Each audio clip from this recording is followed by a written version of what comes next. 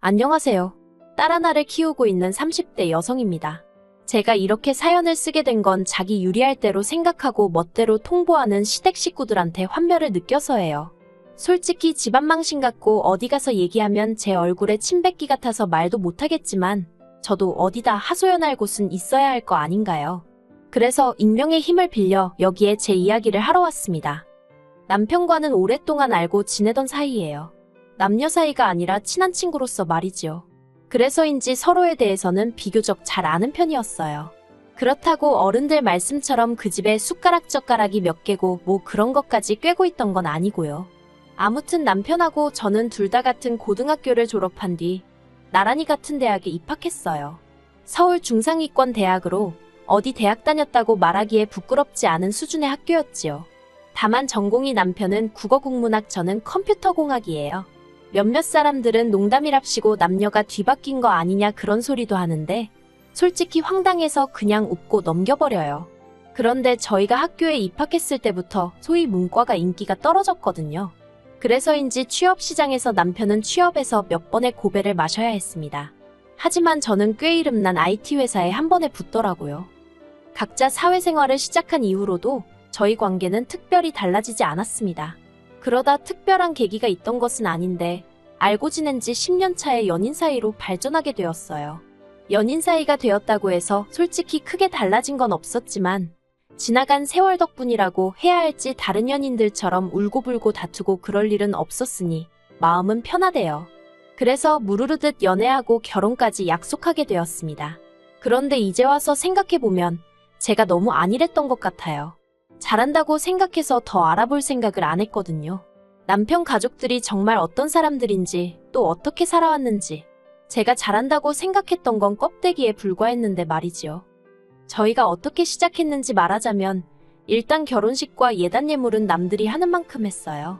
처음에는 허례허식은 생략하자 어쩌자 그런 소리가 저희 둘 사이에서 나오기도 했었는데 시댁에서 결혼식이 애들 장난도 아니고 니들 마음대로 하냐고 화를 어찌나 내시던지 그래서 적당한 웨딩홀에서 양가 부모님이 반반 부담해 주셔서 식을 올렸습니다.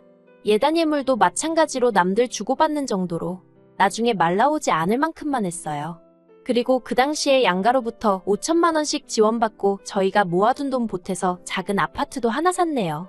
솔직히 결혼식 문제로 꾸지람을 들었던 것을 제외하면 크게 불만 가질 만한 일도 없었고 그저 앞으로 남편과 잘 사는 모습만 보여드리면 될 줄 알았어요. 그런데 생각지도 못한 곳에서 어머님과 갈등이 생길 줄은 몰랐습니다. 그건 바로 신우 때문이었어요. 남편에게는 아래로 6살 어린 신우가 있어요. 저희가 결혼하던 당시에 신우 나이도 26으로 적지 않았고요. 그런데 어째서 그렇게 철이 안 들던지 자기가 무슨 재벌집 딸도 아니고 돈 무서운 줄 모르고 써대더라고요. 그뿐만이 아니었습니다. 툭하면 사업을 하겠느니 어쩌느니 하면서 이거 배웠다 저거 배웠다 하는데 뭐 하나 제대로 끝낸 게 없었거든요. 네일 가게를 열겠다고 2달 배우더니 어깨가 아프다고 때려치고 마사지를 배우겠다더니 이번엔 손가락이 너무 아프다고 관두고 그러다 저희가 결혼 준비로 바쁘던 시기에는 쇼핑몰을 하겠다며 또 어머님한테 3천만 원인가 받아가더라고요. 그런데 그 3천으로 산 건 죄다 자기 옷하고 구두 가방 같은 거였어요. 그러니 뭐 혹시나가 역시나라고 그것도 반년도 못 가서 말아먹던걸요. 물론 어머님 아버님이 당신들 재산으로 귀한 딸 사회경험 시켜주는 셈치고 해주시겠다는데 거기다 대고 피 한 방울 안 섞인 남인 제가 무슨 말을 하겠어요. 그리고 제가 뭐 직접적으로 피해를 입은 것도 아니고요. 그래서 저는 속으로 다들 대단하시네 생각만 했지 입 밖으로 이러쿵저러쿵 말은 단 한마디도 하지 않았습니다. 심지어 남편이 제 앞에서 신우욕을 하던 순간에도 듣고만 있거나 아니면 오히려 심한 소리는 하지 말라고 말렸지 저까지 당신 말이 맞다고 맞장구를 치거나 그러는 일은 절대 없었어요. 그런데 신우가 결혼을 한다는 이야기가 나오면서 저는 이게 남 이야기 듣듯이 속으로 흥 하고 지나칠 수 있는 일이 아니게 되더군요. 작년 초 딸애가 유치원에 입학하면서 금전적으로 빠듯해진 저희더러 어머님께서 무리한 부탁을 해오셨습니다. 신우 시집갈 때도 저희만큼은 해줘야 할 거 아니냐고 하시는 거예요. 처음에는 왜 저런 이야기를 우리한테 하시지 싶대요. 저희만큼 해주시던지 더 해주시던지 그거야 어머님이 알아서 하시면 되는 거잖아요. 그리고 솔직히 제가 이렇게 격한 반응을 보인 데는 다 이유가 있었어요. 제가 남편과 결혼하던 당시 결혼식 비용도 그렇고 특출나게 친정보다 시댁에서 더 해준 것 같지도 않은데 어머님은 결혼식 때 당신이 이것도 해주고 저것도 해주지 않았냐면서 생색을 무척이나 내셨습니다. 하지만 괜히 옳고 그름을 따졌다가는 어머님에게 미움을 살 것 같기도 했고 당시만 해도 저는 갓 시집온 며느리였으니까요. 그래서 그런 이야기가 나올 때면 의례껏 어머님 말씀이 맞다. 제가 참 감사하게 생각한다 그런 식으로 맞장구를 쳐드렸지요. 그런데 그게 실수였어요. 어머님은 진심으로 하신 말씀이었기에 언젠가부터는 아예 저나 남편에게 대놓고 금전적으로 이런저런 요구를 해오기 시작하셨습니다. 자식 다 키워서 장가까지 보냈으니 할 일은 다 했다 하시면서 한 달에 용돈으로 50만 원씩 보내라고 하시질 않나? 이제부터 매년 지인분들하고 여행을 가기로 했으니 당신 여행 보낼 적금을 들라고 하시질 않나? 솔직히 말해서 오히려 다른 집 어머님들은 손주를 보게 되면 자식보다 더 이쁘다며 눈에 밟힌다고 그러던데 그래서 선물도 이것저것 해주고 그러시던데 저희 시부모님은 내복 한 벌 사주신 게 없어요. 그래도 100번 양보해서 거기까진 괜찮아요. 그런데 알아서 잘 살고 있는 저희 부부더러 맨날 애만 챙기냐 부모는 안중에도 없냐 어찌나 말도 안 되는 말씀만 골라서 하시던지 여기다 하나하나 다 적자면 3일 밤낮을 세워도 부족할 거예요. 정말이지 손주 질투하는 시어머니는 이 세상에 저희 어머님뿐일 겁니다.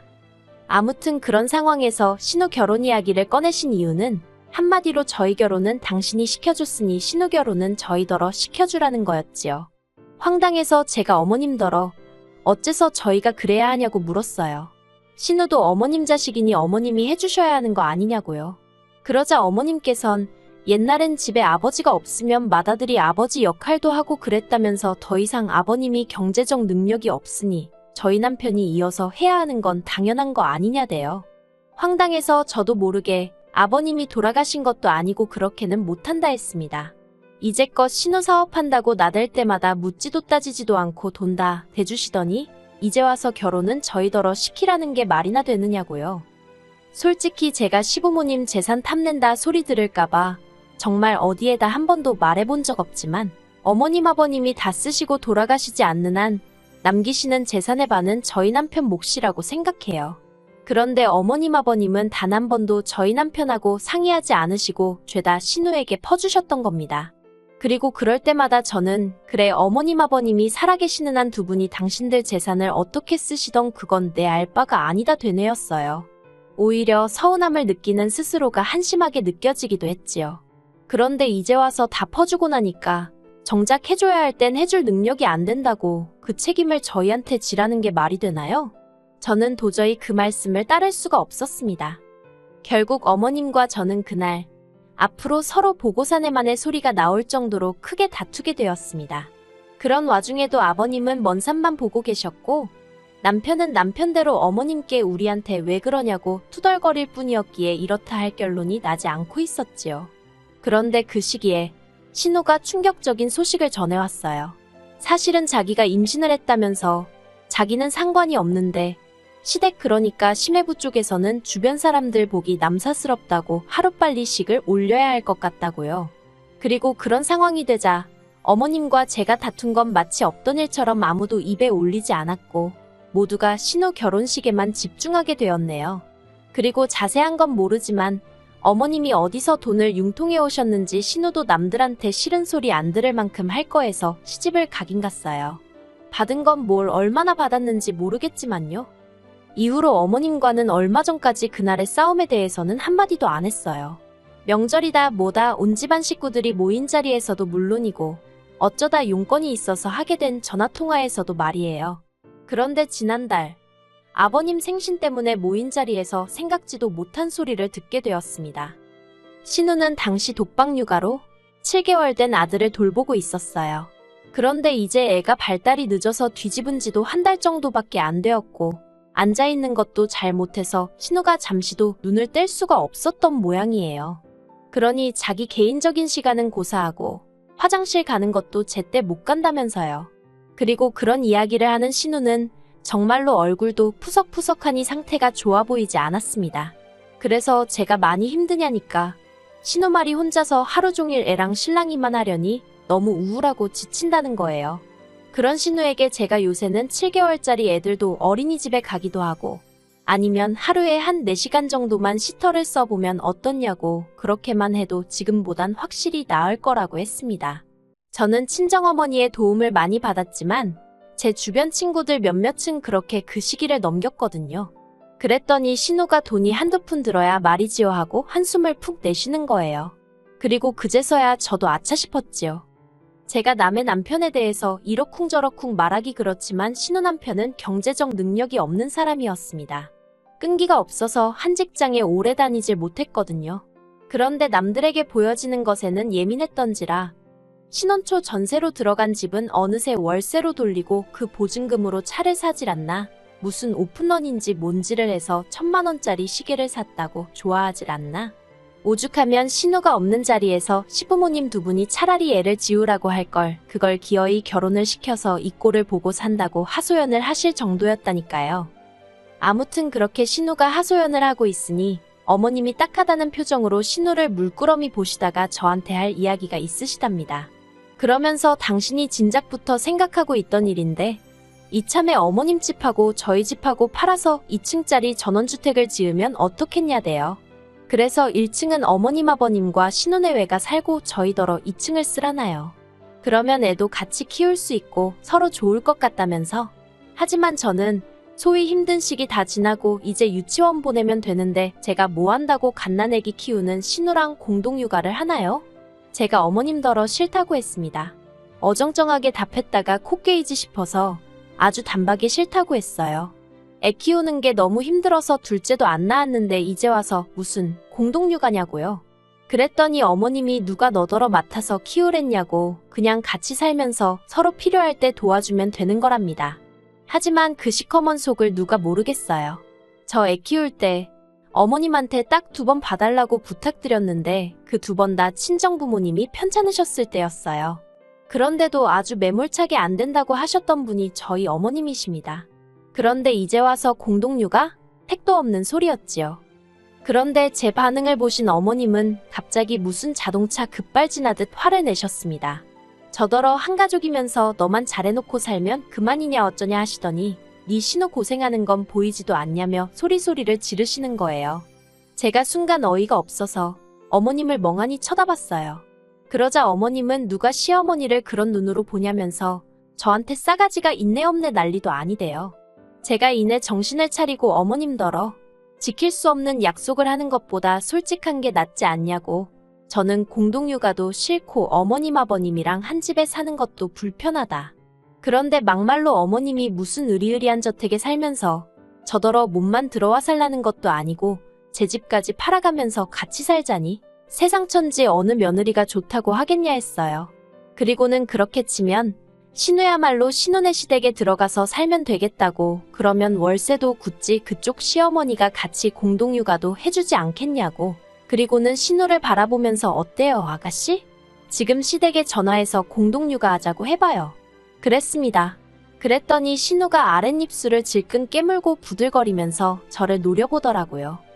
그런데 그때 남편이 제 팔목을 잡아 끌면서 일단 집에 가자입니다. 집에 가서 얘기 좀 하재요. 그래서 저도 지금 이 말도 안 되는 상황이랑 관련된 이야기면 여기서 하라고 했습니다. 나는 지금 당장 결판을 지어야겠다고요. 그랬더니 남편이 아이씨 그러더니 저더러 왜 이렇게 사람이 인색하냐입니다. 신우 결혼할 때도 한 3천만 원이라도 보태주려던 거 제가 못하게 해서 못했다면서 그 일로 자기가 지금까지 마음 편하게 신우를 대하지를 못했다나요. 어이가 없어서 제가 당신 남편더러 당신이 무슨 재벌집 아들도 아니고 그렇다고 자수성가한 사업가도 아니고 하다못해 개천에서 난 용도 아니면서 무슨 여동생 시집 가는데 3천만 원이나 해주냐고 뭐라고 했던 건 사실이에요. 그런데 생각해보세요. 당시 남편이 벌어오는 연봉이 3천인가 그랬습니다. 그러니까 숨도 안 쉬고 1년 내내 번 돈을 그대로 신우한테 갖다 주겠다고 한 거예요. 그러면 어떤 와이프가 우리 남편 멋지다고 대단하다고 당장 가서 주고 오라고 그러겠어요? 그런데 남편은 제가 시댁 식구들한테 야박해서 그런 거랍니다. 그리고는 한다는 말이 신우 시집 갈 땐 자기가 저한테 져줬으니까 이번엔 저더러 자기한테 져달라나요? 말 같지도 않아서 제가 남편더러 그럼 아파트 팔아서 당신 목 가져다가 그거 보태서 집 짓고 온 가족이 오손도손 모여 살라고 했습니다. 솔직히 애까지 있는 마당에 저라고 그런 말을 하기가 쉬웠겠어요? 그런데 오죽 답답했으면 저도 에라 모르겠단 심정으로 뱉어버린 거지요. 그리고 다행이라고 해야 할지 남편이 이혼하자는 거냐며 얼굴이 하얗게 질리더라고요.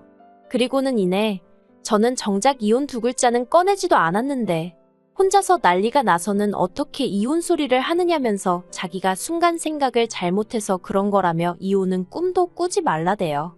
그리고는 어머님더러 이것 보라고 어머니가 말도 안 되는 소리를 하시니까 멀쩡히 사는 아들 부부도 이혼 소리까지 나오지 않냐면서 하나밖에 없는 손녀 편부모 가정에서 자라게 할 생각 아니면 쓸데없는 말씀은 하지 마시랍니다.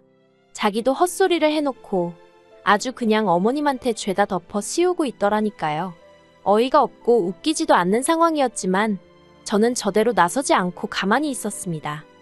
그리고 결국 집을 팔고 전원주택 어쩌고 소리는 쏙 들어갔어요. 어머님도 남편이 그렇게 대들고 난 이후로는 말 한마디 한마디 조심해서 하시는 눈치고요. 그런데 정작 신호 혼자 그 공동육아 단어에 꽂혀가지고는 어머님한테 걸핏하면 같이 살자고 조르기 시작한 모양입니다. 어머님한테 며느리가 이렇게 말해도 될지 모르겠는데 본인 발등 본인이 찍으신 거지요 뭐. 아무튼 저나 남편은